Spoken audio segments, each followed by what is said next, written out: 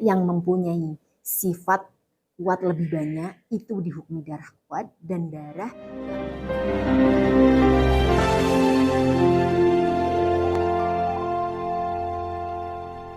Assalamualaikum warahmatullahi wabarakatuh. Hai teman-teman semuanya, jumpa lagi dengan saya Ais dalam kajian fikih wanita. Alhamdulillah, permasalahan tentang haid dan nifas akhirnya sudah selesai. Selanjutnya kita akan bahas tentang istihadah. Sebelum kita bahas tentang istihadah, ada baiknya kita belajar dulu tentang warna darah agar nantinya kita bisa membedakan mana darah yang termasuk golongan darah kuat dan darah yang termasuk golongan darah lemah. Dilihat dari warnanya, darah itu dibedakan menjadi 5 macam. Yang pertama adalah hitam, kedua merah, 3 merah ke kuning-kuningan, 4 kuning, dan 5 adalah keruh.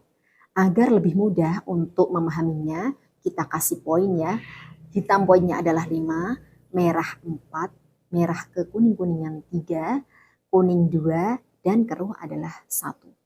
Kemudian kalau dilihat dari sifatnya, sifat darah itu ada 4 macam. Yang pertama kental, kedua berbau amis atau anyir, 3 cair, 4 tidak berbau. Agar lebih mudah ini juga kita kasih poin.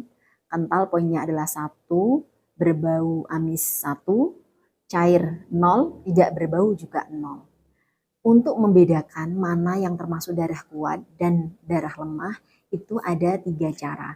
Yang pertama, darah yang mempunyai sifat kuat lebih banyak itu dihukumi darah kuat, dan darah yang mempunyai sifat kuat lebih sedikit itu dihukumi darah lemah.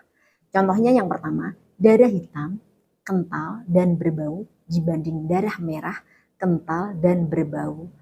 Maka yang dihukumi darah kuat adalah darah hitam, kental dan berbau.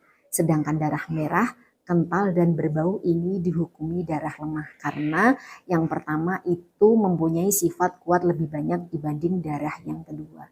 Contoh yang kedua, darah merah, kental dan berbau dibanding darah hitam, cair dan tidak berbau, maka yang dihukumi darah kuat adalah darah merah, kental dan berbau. Karena darah yang pertama ini mempunyai lebih banyak sifat kuat dibanding darah yang kedua. Kedua, jika sifatnya darah yang mendorong ke arah kuat itu sama dengan yang lain, maka yang dihukumi kuat adalah darah yang keluar terlebih dahulu.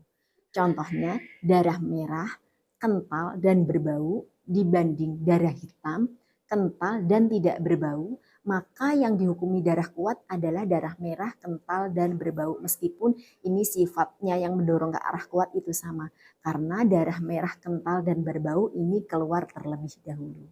Contoh yang kedua, darah hitam, cair dan tidak berbau dibanding darah merah, kental dan tidak berbau, maka yang dihukumi kuat adalah darah hitam, cair dan tidak berbau, karena darah hitam, cair dan tidak berbau ini keluar terlebih dahulu. Ketiga, jika darah itu ada 3 tingkatan, maka yang mendorong ke arah kuat itu dihukumi darah kuat, kemudian di bawahnya dihukumi darah lemah, dan di bawahnya lagi dihukumi darah lebih lemah.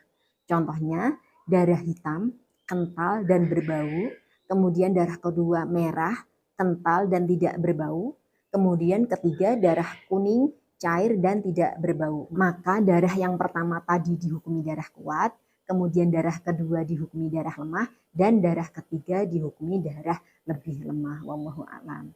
Untuk warna lemah di sini itu harus murni warna lemah ya, tidak boleh tercampur warna kuat sedikit pun.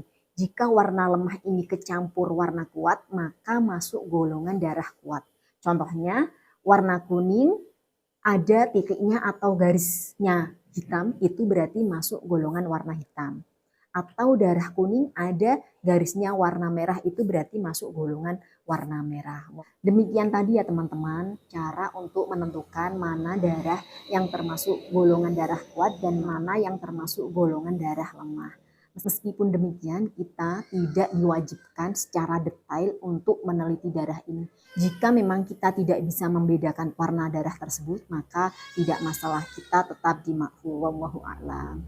Demikian dulu pembahasan pada video kali ini. Mudah-mudahan bermanfaat bagi semuanya. Wabillahi taufiq wal hidayah. Wassalamualaikum warahmatullahi wabarakatuh.